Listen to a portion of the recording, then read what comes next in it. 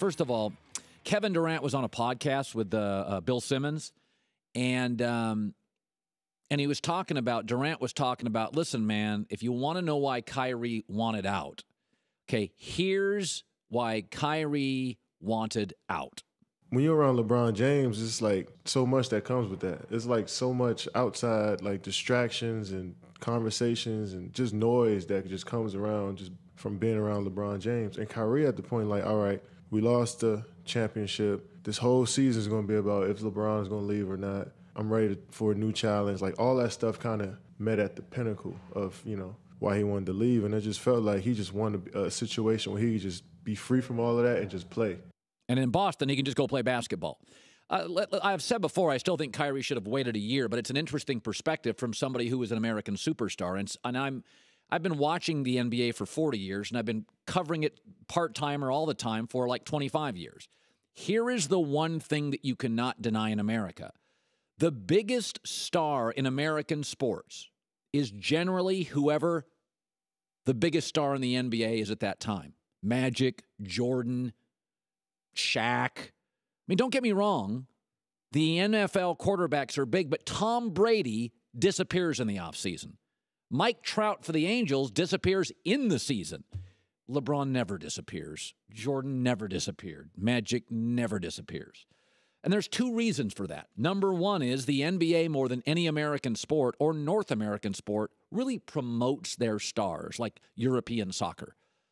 They promote their stars. And the second thing, name the American athletes who make money on their shoes. NBA players. Where do you put shoes? In your closet. In your house. You take NBA stars home with you. Video games, jerseys, but shoes. You have Michael Jordan on right now. He's part of you. You feel closer to NBA stars. You care about their private life. And when you are the NBA's biggest star, and LeBron has been that now for about 10 years, rumors, controversies, legal matters, Twitter drama, it's daunting. People forget Michael Jordan left the NBA. Gambling rumors. Michael just said, like, time out. I need a break. Michael Jordan, strong-willed, the assassin. Michael Jordan's like, I got to get out of here, man. I need a break.